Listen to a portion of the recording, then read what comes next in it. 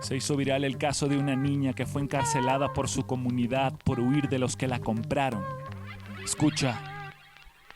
Angélica, la vendieron en Guerrero, la compraron para el hijo y la quiso violar el suegro. Y si te preguntas, ¿sus propios padres qué hicieron? Pues bueno, ellos fueron quienes la vendieron. No es un caso aislado, llevan años con la misma riña. Las autoridades no están listas, mira, no quieren ver o tienen mala vista, pero urge un par de lentes que protejan nuestras niñas. Sus comunidades tienen reglas y si una de ellas huye por violencia, la regresan, las violentan con todas sus letras. Primero las casan con S, luego las casan con Z. Los pueblos indígenas son fuente de aprendizaje y de inspiración, pero mi uso y mi costumbre es la justicia y la razón, y allí todo es cuestionable, incluyendo a la tradición. ¿Dónde jugarán las niñas? Seguro en la montaña, no. Ya han dejado de ser niñas a causa de su tradición.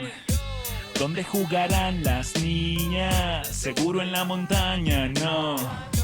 Y hay que cuidar a las niñas antes que a la tradición. Se venden seres humanos al amparo de los usos y costumbres sin problema alguno.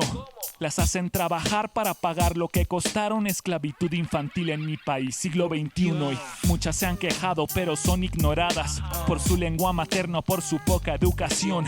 Pero una lo logró, alzó la voz en la montaña porque le pusieron precio sin conocer su valor. Una extraña situación en el asunto es que hablamos de un monto alto, el costo no es cualquier bulto, 300,000 pesos. Y yo me pregunto, ¿cuánto mexicano ha visto ese dinero juntos? En civilización debe concientizarse a las comunidades y sus autoridades, porque la solución no es meter gente a la cárcel, eso es usar aspirinas para combatir un cáncer.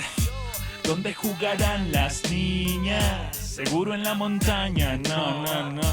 Ya han dejado de ser niñas a causa de su tradición. ¿Dónde jugarán las niñas? Seguro en la montaña, no. Y hay que cuidar a las niñas antes que a la tradición. S.O. Nos vemos el próximo lunes. Muchas gracias. Continuamos en De Buena Fe. Paz.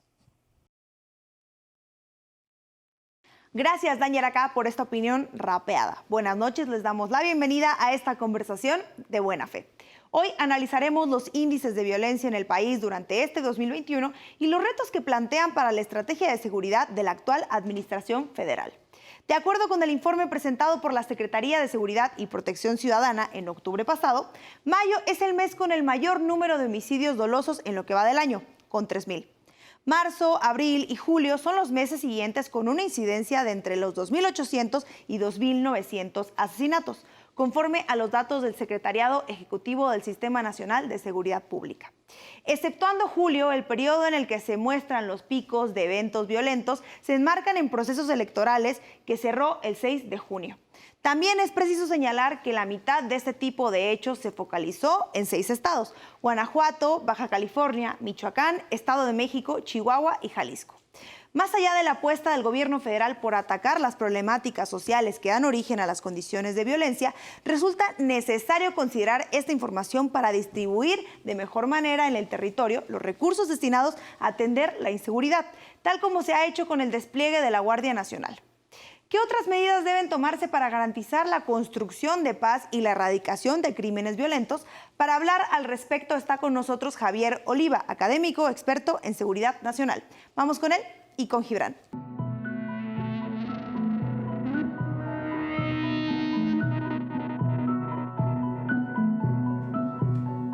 Buenas noches, amigas, amigos, enemigos y adversarios. Sean todos bienvenidos a esta conversación de Buena Fe. Esta noche nos acompaña el doctor Javier Oliva, que es politólogo, que es especialista en seguridad, que es también un conocedor de las Fuerzas Armadas, para hablar sobre el gran tema de nuestros tiempos en este país, que es la violencia. La verdad es que los diarios se consumen en grillas, en chismes, en muchos temas, algunos muy importantes. Pero el gran tema de nuestro tiempo sigue siendo la violencia. 3 años después del inicio del gobierno del presidente López Obrador, ni la política social, ni la intervención de la Guardia Nacional en 300 circunscripciones donde está desplegada han logrado detener Sí, contener. la violencia homicida particularmente. Pensando en la violencia así en general, ¿cómo se ve México respecto al mundo? ¿Qué tan extraña o tan normal es nuestra situación, doctor? Bueno, en los datos comparativos, por ejemplo, la Asociación Internacional de Periodistas ayer dio a conocer el dato: México es el país más mortífero para el ejercicio del periodismo a nivel mundial, por encima de Afganistán. Entonces, siempre, y es muy interesante la pregunta, porque si le damos contexto en lo que se refiere a las conductas criminales que en todos los países existen, ¿no? Pero hay unas donde están más acotadas que en otros, ¿no? Entonces, aquí en el caso de nuestro país, los indicadores, por ejemplo, internacionales promedio nos hablan de 100 homicidios diarios, ¿no? O la violencia machista, ¿no? También. Entonces, para no hablar de los delitos del fuero común, que desde mi punto de vista son los que más lastiman a la sociedad, porque llegan a tener hasta un 95% de impunidad, dicho por las autoridades, ¿eh? Entonces esto, pues evidentemente crea un ambiente de desazón, de miedo, porque además hay una cosa que he estado estudiando últimamente: ese sentimiento, porque es lo que es, de inseguridad, no te permite planear tu futuro personal, ¿no? ¿Para qué estudias? ¿Para qué ahorras? ¿Para qué te compras un coche? Entonces es mucho más profundo que la pura evidencia documentada o difundida, ¿no? de las actividades criminales, ¿no? ¿México es de los países más violentos del mundo? Sí, claro, por supuesto, sin la menor duda. De los países que no están en guerra formal, declarada, ¿en qué lugar andaremos rankeando? Bueno, también déjame responder esto. La mejor definición que yo he encontrado de lo que sucede en México, la encontré en un centro de estudios internacionales de estrategia e inteligencia que está radicado en Londres. Y México es el único caso que señala que, y creo que en alguna ocasión lo había comentado en otra oportunidad aquí mismo, México es un país que vive un conflicto armado sin rebelión. ¿Qué quiere decir sin rebelión? Que no hay reivindicaciones ideológicas, políticas de ningún nada, no hay nada. La actividad criminal es depredadora, ¿no? Pero por el otro lado tienen la capacidad de abastecerse de tráfico de armas y tener cierta fuerza para poderse imponer primero a las policías locales, municipales, estatales, y eventualmente a la Guardia Nacional y a las Fuerzas Armadas. Desde luego que por ley internacional, las Fuerzas Armadas no pueden utilizar un armamento de guerra contra civiles, pero es evidente que en un desafío formal, pues los delincuentes no tendrían nada que hacer, eso es la verdad. Entonces, México se encuentra en niveles de violencia criminal altos, ¿no? En donde estaríamos hablando de países como Colombia, como México, el triángulo norte de América Central, ¿no? Honduras, El Salvador y Guatemala, es la zona geográficamente hablando más violenta del mundo sin que haya guerra o un conflicto armado, ¿no? Por los índices de homicidios dolosos cada 100,000 habitantes, que son los criterios internacionales para poder establecer ciertas comparaciones, ¿no? Entonces sí es importante hacer este señalamiento para saber en dónde estamos ubicados. Hace unas horas la Secretaría de la Defensa Nacional dio a conocer un decomiso histórico de 118 kilos de fentanilo puro, y leyéndolo antes de venir acá a esta entrevista, equivale en el mercado negro a 970 millones de pesos, ¿no? Casi 1,000 millones de pesos. Entonces, esto es una muy mala noticia en varios sentidos. La primera, que el mercado de consumo sigue creciendo, que los precursores químicos que vienen de China siguen llegando, y con esto aparejada la violencia. Porque también otra cosa, Gibran, y es una buena oportunidad para dirigirme al teleauditorio, hay una mudanza hay un cambio, un ajuste muy importante en la dinámica del narcotráfico en México. Por ejemplo, todos los estados de la costa del Pacífico de Estados Unidos, desde el estado de Washington, que es fronterizo con Canadá, el estado de Oregon y California, estos 3 estados tienen legalizada el consumo de marihuana con fines lúdicos. Canadá, desde el año pasado, todo el país legalizó, no solo algunas de las provincias, sino todo. Fue una votación en el Parlamento canadiense, y en todo Canadá se puede producir y fumar marihuana con fines terapéuticos. Antes de estas medidas, también el estado de Nevada, ¿no?, que es ni más ni menos donde está la capital mundial del juego, ¿no?, Las Vegas, pues todo esto está generando una modificación muy importante en la producción de droga y en el mercado de consumo, que es el más grande, que son los Estados Unidos, ¿no? Me parece un contraste dramático si seguimos pensando geográficamente en el Pacífico, porque pese a ser la misma región geográfica, uno va descendiendo hacia el sur y cada vez es más infernal. O sea, nuestra costa Pacífico, en Sinaloa, hay una relativa pacificación, pero ha habido un conflicto fuerte, y ni qué decir de Jalisco, de Michoacán, de Colima. Colima es el estado más violento en comparación por cada 100,000 habitantes. Es el estado más violento del país. Después está Guanajuato. ¿Qué tendríamos que hacer en ese sentido en particular con esta comparación? ¿Tendríamos que caminar también hacia la legalización ya de una vez? Se quedó pendiente la discusión de la legalización de la marihuana, que me parece que es una ruta importante que hay que experimentar ante la... Es decir, el mercado de marihuana en California es el más importante probablemente del mundo de consumidores, ¿no? ¿Qué significa esto? Que la producción de marihuana en México pues ya no es consumida en California. Se hicieron autosuficientes Sí, antes de legalizar. Además, ¿no? Entonces, ahora lo que nosotros estamos observando es cómo, y esto fue muy interesante en la visita de primer nivel que estuvo en México con el secretario de Estado Blinke, Alberto Mayorkas, el de Seguridad de la Patria, y el jefe del Departamento de Justicia, el equivalente a nuestro fiscal, ¿no? Según con datos del Departamento de Salud de los Estados Unidos, el año pasado fallecieron 95,000 personas por el abuso de alguna droga. Pero de ese total, el 72% murieron por fentanilo. Poco antes de dejar la presidencia, Donald Trump declaró como una emergencia la epidemia del fentanilo. Es decir, París se está convirtiendo en un problema de salud verdaderamente serio, grave. Y la mayor parte del fentanilo que llega a los Estados Unidos viene desde México. Entonces, ¿entra por Lázaro Cárdenas o por dónde? Pues mira, puede entrar por lanchas rápidas. O sea, es muy porosa nuestra geografía, ¿no?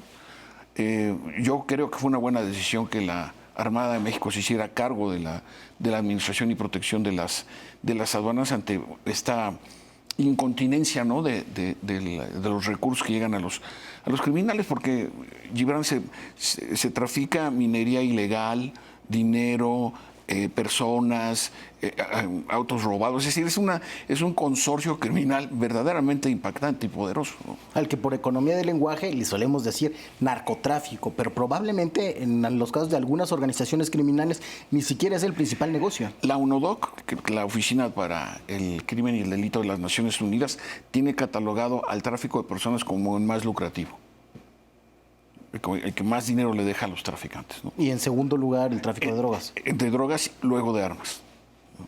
Entonces, sí, desafortunadamente nuestras características geopolíticas nos colocan en una situación muy delicada, muy sensible, porque pues lo acabamos de ver con el enfrentamiento de migrantes con la Guardia Nacional, en donde desafortunadamente un elemento de la Guardia Nacional perdió el conocimiento por los golpes producidos por que le propiciaron estos migrantes. Entonces, además tenemos que sumar ese tipo de eventos, las migraciones, y otro aspecto muy importante. Leí con el mayor de los detalles los resultados de la COP26, ¿no? Y también México, por su biodiversidad, por la extensión de su geografía, lo mismo tenemos montañas nevadas, que por cierto ya desapareció el último glaciar que tenía el Iztaccíhuatl. Y veremos qué va a pasar con esos millones de personas que vivían de cómo se iba deshaciendo en cada invierno. Entonces, México, por sus características geográficas, está expuesto a una seria vulnerabilidad ante el cambio climático, que lo que puede generar son migraciones de miles de personas hacia el centro del país porque se van a inundar, ¿no? Se calcula que en el 2030 el océano polar ártico va a ser transitable aún en épocas de invierno, ¿no? Entonces, los escenarios, los datos los tenemos ahí a la mano y sí me parece que debieran de estarse tomando algunas medidas preventivas, ¿no? Que finalmente para eso son los programas de gobierno preventivas, en donde trasciendan pues la inmediatez, porque de otra manera va a ser las migraciones no se van a parar, existen desde la Biblia, en el Corán están, en la Torá. O sea, migrar es inherente a la naturaleza humana, ¿no? Entonces, ¿cómo nos vamos a preparar? Se puede migrar por violencia, por una crisis ecológica como la que tiene Etiopía desde hace años, que es una sequía sin fin, ¿no? Pueden ser desastres ecológicos o violencia, ¿no? Los famosos desplazados. Sí, los desplazados, que los hay no solamente entre países, sino al interior. Sí, como es el caso de Colombia o incluso de México ya. En México, que se ha vuelto un problema grave, de tal manera que tenemos una crisis multidimensional que no se puede explicar nada más con el expediente tan sencillo del narcotráfico y tampoco con el del crimen organizado, porque hay vinculaciones entre la economía ilegal y la economía legal que hacen mucho más difícil de comprender y de erradicar este fenómeno. Hasta el momento, pasados 3 años de la actual administración federal, podríamos decir que la estrategia para enfrentar esa crisis multidimensional caracterizada por la violencia ha fracasado. No, yo no diría que ha fracasado, pero le faltan cosas, eso sí. La creación de la Guardia Nacional me parece una muy buena idea. Me parece que era necesario construir una institución de esas dimensiones, pero que hace falta. Es la primera policía verdaderamente nacional que tenemos. No, y el presidente, cuando anunció que iba a transferir administrativamente a la Secretaría de la Defensa Nacional, la Guardia Nacional, perdón por la reiteración, iban a aumentarse el número de cuarteles de 266 a 555. ¿Qué puede pasar con esto? Que las policías locales se inhiban, ¿no? Y deleguen a la Guardia Nacional las responsabilidades que de ley les competen a las policías estatales y municipales. Entonces, cuando estoy así con colegas y estamos analizando el tema, debatiendo, y me dicen, es que necesitamos mejores policías, mejor pagados y mejor armados. Yo les digo, sí, pero también con valores. Porque si no, un policía mejor pagado y mejor armado no es una garantía necesariamente de que esté del lado correcto de la ley, ¿no? Entonces, esa es una de las cosas que hace falta. Me parece que es indispensable una revisión a fondo del sistema penal acusatorio, que se le conoce como la puerta giratoria, ¿no? Un delincuente tarda más en entrar que en salir, ¿no? Y recordemos que el sistema penal acusatorio es producto de una imposición del gobierno del presidente Bush al entonces presidente Calderón, en la iniciativa Mérida. Ahí está contenida la reforma a todo nuestro sistema penal acusatorio. El financiamiento para construir las salas de desahogo de pruebas, en fin. Me parece que hay que revisarlo. También hay que revisar la situación, sobre todo de los reclusorios a nivel estatal y algunos municipales, ¿no? Tiene que revisarse de cómo funcionan, ¿no? Y si no están siendo lugares de refugio para criminales. Sí, claro, está el caso muy conocido del penal de Piedras Negras y el papel que tuvo en la masacre de Allende, una de las más grandes registradas en la historia de esta violencia contemporánea mexicana. Sí, y la otra parte que es probablemente la más compleja es el papel que tenemos los ciudadanos y las ciudadanas en este asunto, ¿no? Es decir, si nosotros toleramos las prácticas de ilegalidad porque las comenzamos a ver como normales o de manera indirecta nos comenzamos a involucrar, ¿no? Pues va a ser nunca va a alcanzar ninguna corporación de seguridad a devolver la paz pública al país. Sí, la ruta preponderante está siendo la Guardia Nacional. Sí lo vamos a lograr, pero si no hay estas otras convergencias, nos vamos a tardar más tiempo. Eso es Eso es seguro. Muy bien, vamos a ir un corte. Usted siga con nosotros. Estamos conversando de buena fe sobre la violencia contemporánea en México.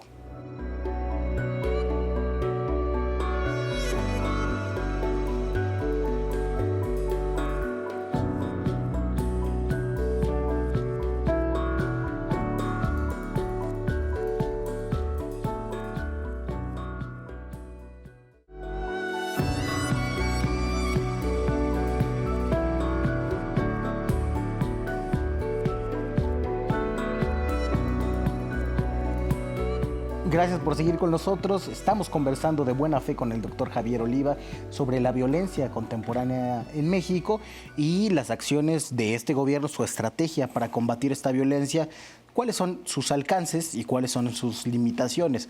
Hablábamos de la Guardia Nacional. Es cierto, la Guardia Nacional se ha constituido ya por más de 100,000 elementos, un número muy superior a lo que tuvo la Policía Federal Preventiva en su momento. Más del doble. Más del doble. La Policía Federal en su mejor momento tuvo 40,000 elementos. Pero además están desplegados en todo el territorio nacional. La pregunta, doctor Oliva, es ¿por qué no bajan los números de homicidio doloso aún con ese despliegue? Porque a mí me parece que es un compromiso muy difícil de cumplir, ¿no? Se encuentran dos grupos delincuentes con armas de alto poder, dispuestos a matarse.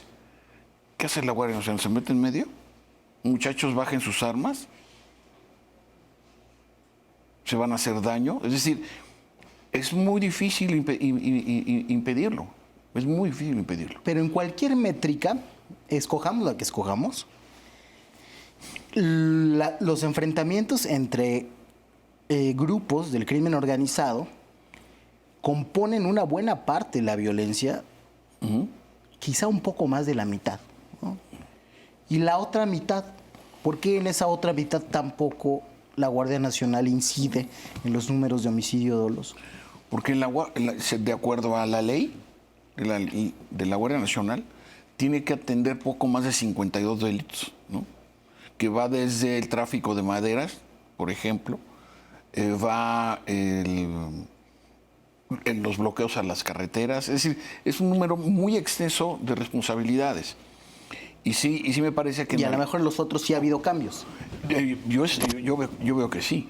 Bueno, no es que yo lo vea, sino los datos así lo arrojan. ¿Cómo en cuáles? Como por ejemplo el robo de vehículos, por ejemplo el asalto a mano armada. La seguridad en las carreteras ha aumentado también, ¿no? Entonces, estos aspectos no logran ser tan visibles como lo son, pues, el homicidio de 11 personas en días pasados en Michoacán, entre ellos 7 menores de edad, sin ninguna relación con el ambiente criminal. Eran simplemente cortadores de aguacate, ¿no? Entonces, el desafío por eso es tan grande. Hay que leer con detenimiento la declaración conjunta de las dos conversaciones, la primera en Palacio Nacional y después en la Secretaría de Relaciones Exteriores. Ahí viene claramente planteado el interés de dos cosas: contención al tráfico de fentanilo y contención a los homicidios, ¿no? En donde a mí me parece que el hecho de que la presidencia del Consejo de Seguridad de las Naciones Unidas, por su visibilidad mundial en la diplomacia, se continuara con el camino de hacer el planteamiento del control de la venta de armas a Estados Unidos. No nos estamos metiendo con sus leyes, simplemente que haya control. Eso es todo lo que queremos, porque pues son sus leyes, son sus costumbres, lo que sea, ¿no? Pero lo que estamos viendo en nuestro país es que también la cantidad de armas que ingresa, el tráfico hormiga. México y Estados Unidos comparten la frontera más transitada todos los días en el mundo, que es Tijuana-San Diego, ¿no? Entonces, si tú te pones a revisar los autos, a ver si no traen armas, por partes, proyectiles, porque pues de nada te sirve un arma, por poderosa que sea, si no tiene abastecimiento. Entonces este problema tan complejo, por eso insisto, la Guardia Nacional sí es una buena propuesta, sí es una buena idea, pero requiere de acciones complementarias, es decir, en donde la asistencia... Bueno, vamos a preguntarnos aquí dónde están las autoridades locales, ¿no? También qué nivel de responsabilidad, porque no solamente pueden decir es que tienen más armamento y ya no vamos a salir. Bueno, pues también se requiere de un trabajo muy importante de coordinación, porque esto nos está llevando a algo verdaderamente crítico desde mi punto de vista. Si persiste esta línea de desgaste, ¿no?, institucional, estamos cerca de un pacto federal muy endeble, ¿no?, en donde las autoridades, como sabemos, corresponden a distintos partidos políticos, gobernadoras, alcaldes, pero la decisión fiscal sigue centralizada. Hay estados como Morelos que dependen del 95% de su presupuesto de transferencias federales, ¿no? Solo generan el 5% de su presupuesto. ¿Qué tienen que hacer los gobernadores? ¿Venir a San Lázaro a litigar su presupuesto? ¿O a la oficina del secretario de Hacienda? ¿No? Entonces, naturalmente el sistema político mexicano estructuralmente se encuentra bajo una presión formidable, en donde es necesario un nuevo pacto fiscal. ¿Centralista? Sí. Que se meta la federación a cobrar el predial, que se meta la federación a cobrar los impuestos de panteones, mercados, etcétera. O al revés, que le suelten el dinero a los alcaldes, a los gobernadores. Es decir, que haya un flujo proporcional a la representatividad política y la diversidad. Porque si no, de otra manera, se está asfixiando el pacto federal, ¿no? Por esta disfunción, ¿no?, por esta falta de acompañamiento entre una decisión y la otra. Yo insisto, si no hay esta recomposición en el corto plazo. Entonces, ningún gobernador quiere cobrar impuestos. Quizá porque no los dejan. Bueno, yo me he enterado de casos en donde, claro, que quieren cobrar impuestos para poder tener desarrollar sus propios programas sociales, obras de infraestructura. Todo está etiquetado, ¿no? Todo está controlado. Claro, se controla justamente por la preponderancia que tiene el presupuesto federal, pero los impuestos locales, con los que podrían hacer lo que ellos quisieran, no se recauda nada. Son 3, miren, estoy exagerando, estoy dramatizando, son 3 pesos, ¿no? Con eso las posibilidades de poder atender a la población, digo, porque finalmente son tan representantes como un senador, ¿no?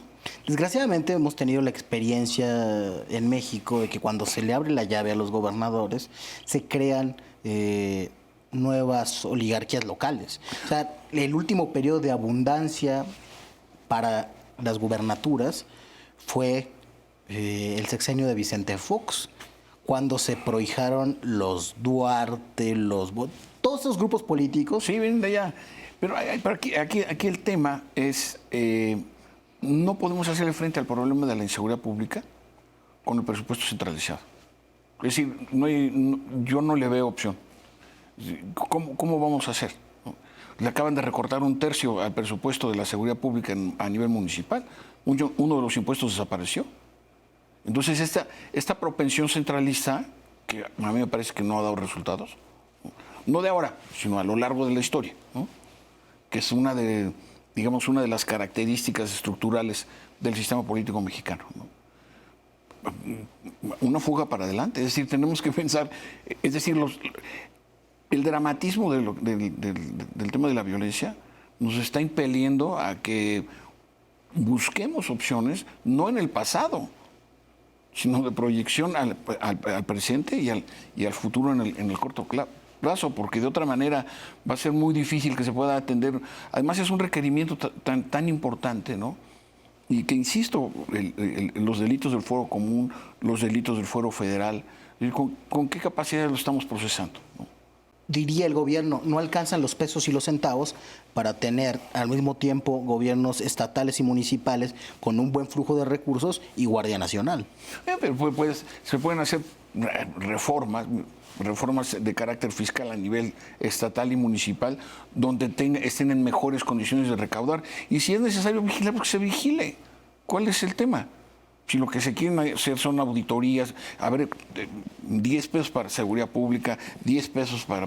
Bueno, pero también se pueden crear otro tipo de recursos que les permita atender pues, el tema de lo que estamos conversando. Es un tema que a mí me parece de una profundidad, porque a veces tengo la impresión de que ni siquiera nos hemos dado cuenta de la profundidad de la disfunción en esa materia, ¿no? Pasar al pacto federal, la participación ciudadana, un aspecto más que se me olvidaba, el enfoque de género para la seguridad pública me parece indispensable, ¿no? Entonces, sí, dime qué democracia es esa, en donde la mitad de la población maltrata a la otra población, ¿en dónde se ha visto eso? ¿No? ¿Cómo puede funcionar cuando a mí me hablan de democracia en México? Con ese dato se puede desatornillar algunas cosas, ¿no? Ante estas evidencias, ¿no? Siempre llegamos a la reforma fiscal y al tema de la centralización, que es algo que viene por lo menos desde el sexenio de Felipe Calderón, una inercia que se ha seguido cultivando, ¿no? Yo te digo que desde la Nueva España, ¿eh? No, pero es que hemos ido en un péndulo que es entre centralización y descentralización. Hubo un periodo durante el neoliberalismo de bastante descentralización. Pongo, por ejemplo, la política de seguridad pública y la política educativa, que yo creo que es donde más claramente se ve este ímpetu descentralizador. Llegamos con Fox incluso a que el presidente de la República le consultara a los gobernadores sobre los delegados del gobierno federal en sus estados. Es decir, descentralización. Sí, lo recuerdo. Y después Felipe Calderón empuja el péndulo hacia el otro lado. Centralización. Peña Nieto hace lo mismo. Y por eso vuelvo a pensar en la política educativa, ¿no? Es otra cosa que centralizan, igual que la seguridad. Y el sexenio del presidente López Obrador sigue esa misma inercia hacia centralizar. Cosa que, como nos dice usted, ha probado no tener los mejores resultados. Esa es una de las tendencias, esa centralización, que creo que impide mirar con un enfoque regional y local las violencias diversas que se viven. Claro. Porque no es lo mismo la violencia de Guerrero, Tamaulipas, a la de Michoacán. No tiene nada que ver. A la de Coahuila, que luego se pacificó, etcétera, etcétera. Entonces, ahí me parece que es fuerte su argumento. Y la otra anotación que se suele hacer, que la ha hecho, por ejemplo, Fernando Escalante, no sé usted qué opine, es que se está cerrando en México un paréntesis civilista que tuvimos desde los años 40 y que cada vez adquieren mayor centralidad las Fuerzas Armadas. Incluso habla Escalante de que hay una ocupación militar en casi 300 circunscripciones y dice, en ese sentido, podemos hacer un símil con ocupaciones militares como la de Afganistán. ¿Estamos en una ocupación militar ahora? ¿Esa es la estrategia? No, las Fuerzas Armadas en México, proporcionalmente hablando, de acuerdo al número de habitantes, la orografía, la infraestructura crítica, que es muy importante, no es el número requerido. Por lo menos tendrían que ser el doble. O sea, solamente nos estamos poniendo más o menos al día con un pendiente de capacidad estatal en fuerza militar. Pues mira, aquí la gran diferencia es que es el poder civil el que está buscando a los militares. Porque un proceso de militarización es en el sentido contrario. Los militares presionan por presupuesto, posiciones políticas, como ocurre en la historia de los Estados Unidos cada vez que hay un gran conflicto, ¿no? Desde Ulysses Grant, ¿no? En la Guerra de Secesión, Eisenhower y varios militares que el recientemente fallecido Colin Powell. Es decir, es una regla no escrita del sistema político estadounidense. En México no pasa eso, ¿no? Aquí no ocurre eso. Aquí hay, por lo menos desde Miguel de la Madrid hasta la fecha, Carlos Sáenz de Gortari, Ernesto Zedillo, Vicente Fox, Felipe Calderón, Enrique Peña Nieto y Andrés Manuel López Obrador han sido los que han ido a buscar a los militares, no al revés. Y esto es una diferencia muy importante a tenerla en consideración, porque yo insisto, esta búsqueda del apoyo de los militares en distintos términos, la creación misma de la Guardia Nacional, por ejemplo, pues el presidente lo vemos también con los bancos, con el canal transísmico, con el aeropuerto, Felipe Ángeles, ¿no? Ellos no fueron a pedir, ni concursaron, ni nada. Fue una instrucción del presidente, ¿no? Entonces, esto es lo que hay que matizar. Vamos a ir a un corte y seguiremos hablando sobre si hay militarización o no en México, aquí de Buena Fe.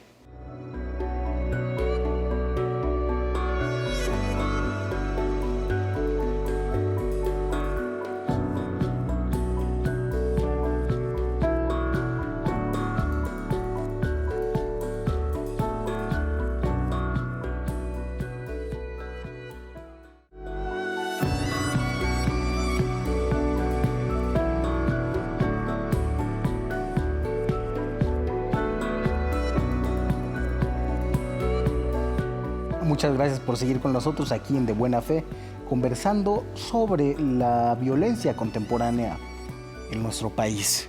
Doctor Oliva nos decía, no hay militarización porque es el poder civil el que va a buscar a los militares y no los militares que presionan en búsqueda de poder, presupuesto, etcétera. Te doy un dato. No, bueno, ¿no te interrumpí? No, adelante.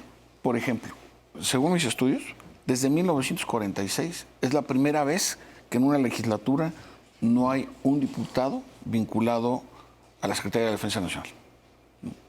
La primera vez. Desde 1998 no hay un solo gobernador de extracción militar.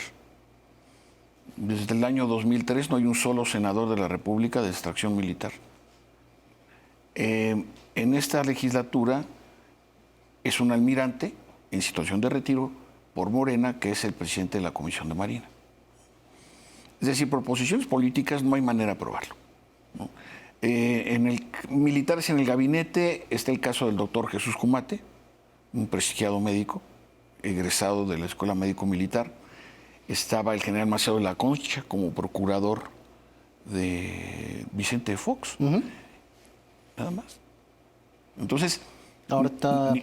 Ahora, ¿qué militares hay en el gabinete? Audomaro. Bueno, no es secretario de Estado. ¿Pero quién lo designa? El presidente. Claro.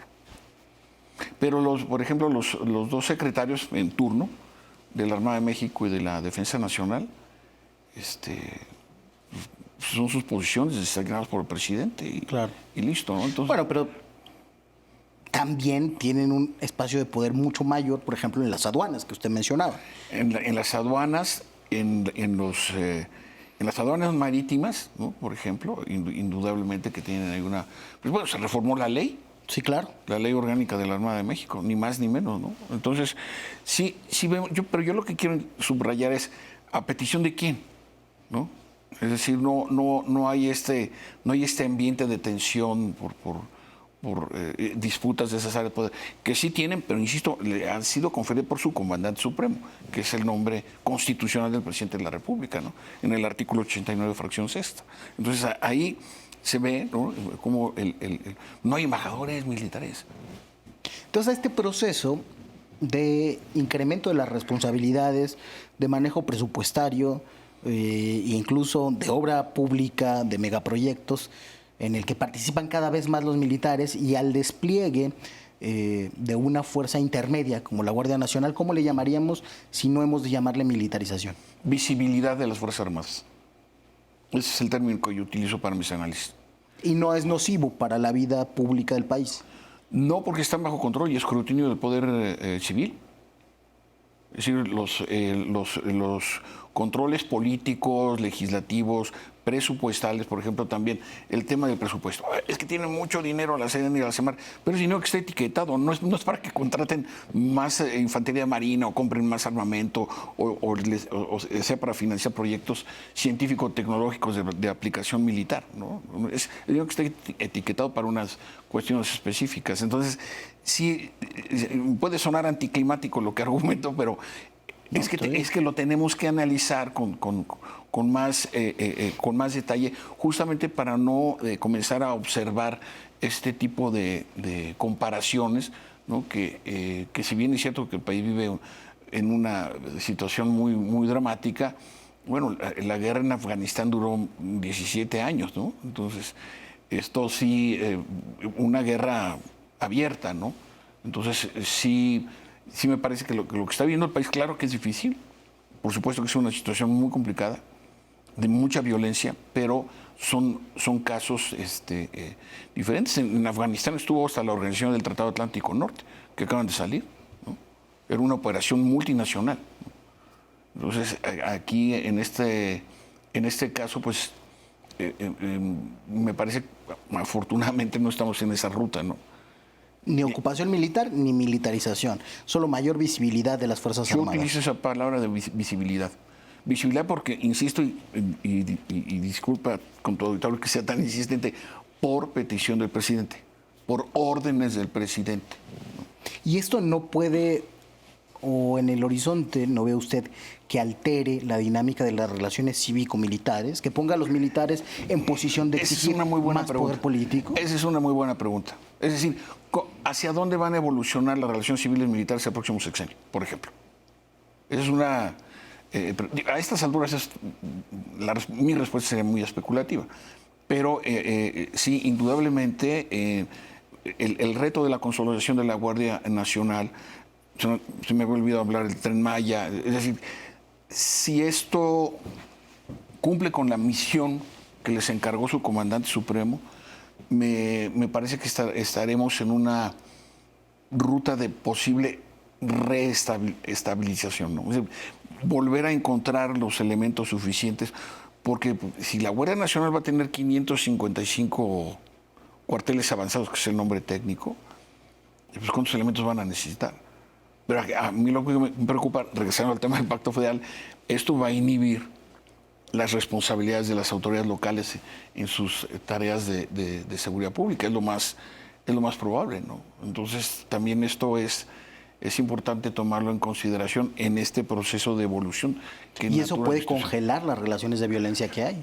Por lo menos contenerlas, ¿no? Por lo menos contenerlas, sí me parece que eso puede ocurrir, porque pues insisto, la diversificación del consorcio maligno, ¿no?, del crimen organizado o común está adquiriendo en algunas partes del país una raigambre, y lo que en algún libro que leí hace algunos años, las bases sociales del crimen, ¿no? Hace poco este incidente que hubo en el aeropuerto, donde un muchacho de 17 años murió en el enfrentamiento con los policías. Cuando lo van a sepultar, sus amigos le hacen un homenaje con sus motos. Es impresionante. Sí, claro, el crimen está en la sociedad, no es un ente ajeno, claro, ¿no? Vive en esa dinámica de prácticas estatales en las que también están presentes las Fuerzas Armadas. Es decir, no es algo que esté ajeno a toda la otra dinámica y que se puede erradicar así como así. Entonces, para replantear una estrategia, más allá de los programas sociales que pretendían quitarle base al crimen organizado, que no lo han logrado, más allá del despliegue de una Guardia Nacional que está restituyendo, o que quizá por primera vez en la historia del Estado mexicano está generando una fuerza territorialmente distribuida, una fuerza civil, ¿no? Más allá de eso, nos menciona usted que tenemos dos pendientes. Una cierta, no sé si descentralización o fortalecimiento de los gobiernos locales y estatales. Para lograr eso, una necesaria reforma fiscal. Y yo añadiría también, no sé qué opina usted,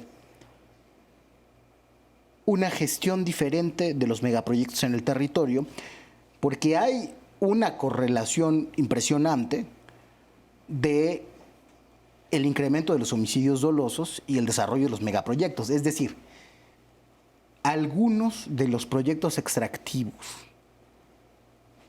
que más requieren de coaccionar poblaciones, de desplazarlos, claro, recurren a la fuerza instalada del crimen organizado.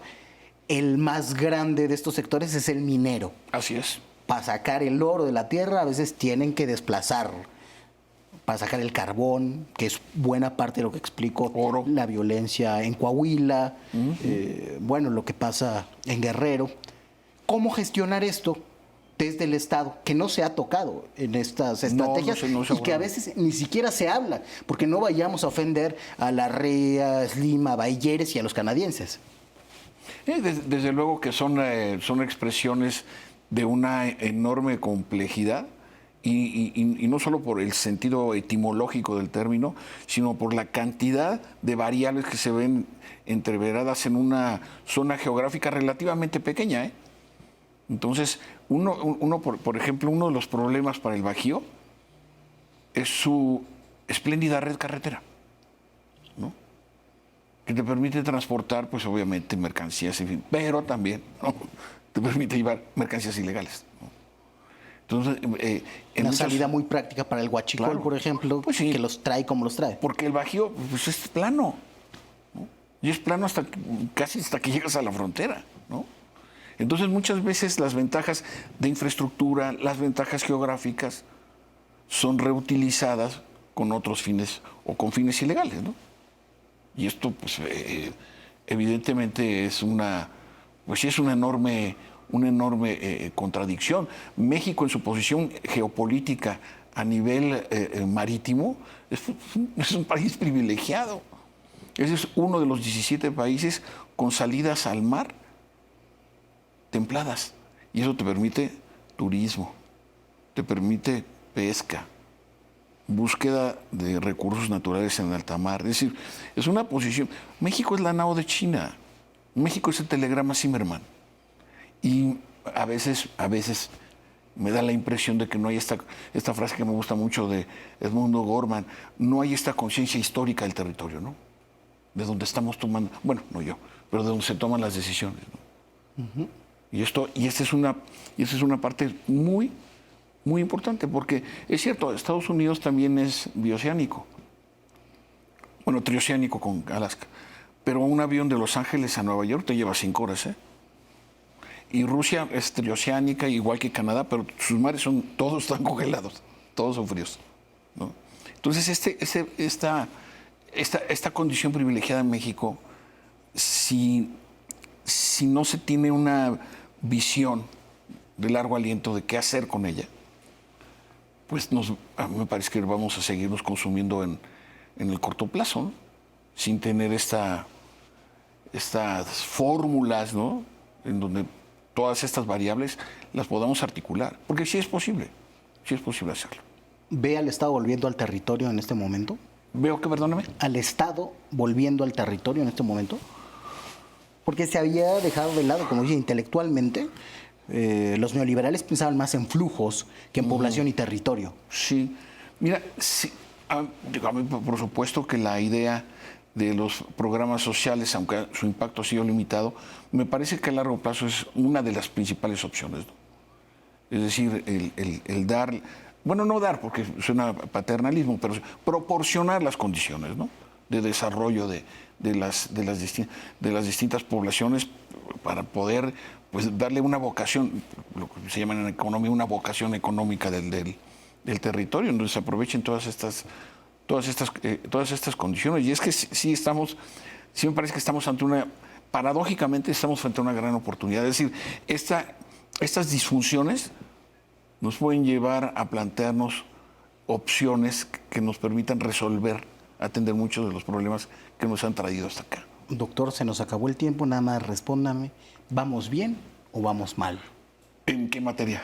En materia de combate a la violencia. Vamos bien, pero faltan estas variables que comenté a lo largo de esta oportunidad. Muchísimas gracias. Muchas gracias, doctor Javier Oliva. Usted y yo vamos a vernos hasta el próximo lunes, pero quédese aquí que todavía falta Estefanía Veloz con La Mala Fe.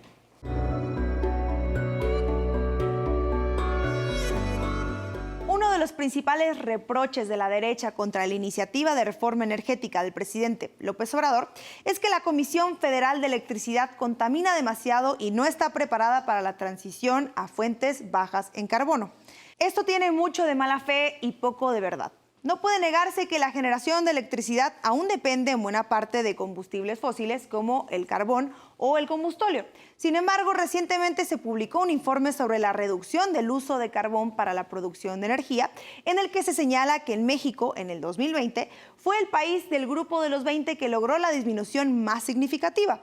De acuerdo con los datos del reporte, solo el 4% total de la energía eléctrica se produjo a base de carbón, que representa un descenso del 7% en comparación con el 2015. Aún así, en este informe se comenta que México corre el riesgo de revertir este avance con la actual iniciativa de reforma, pues se apuesta por volver a las fuentes fósiles. Tal afirmación tampoco es cierta. Al día de hoy, la CFE dispone de una diversidad de fuentes de generación que permite garantizar, en primer lugar, el suministro eléctrico y, en segundo término, transitar a un menor uso de agentes contaminantes. Según información de la Secretaría de Energía, el objetivo es que en el 2024 la producción de electricidad baja en carbono alcance el 35%, 8% más de lo que ahora tiene el sistema eléctrico nacional. La meta puede lograrse con la reforma energética, toda vez que se busca fortalecer a la CFE para que se invierta en la recuperación de infraestructura, equipo, capacidades y liderazgo respecto al desarrollo de la industria, incluyendo la transición justa hacia la reducción de combustibles fósiles. Este, en particular, es uno de los puntos que ni la derecha ni varias organizaciones internacionales han visto como prioritario. La transición energética requiere de una base de justicia social con la que se asegure el bienestar de las familias, comunidades y clases trabajadoras antes de la ganancia de los privados a los que tanto se les ha privilegiado. Muchas gracias por habernos acompañado. Nos vemos el próximo lunes para seguir conversando de buena fe.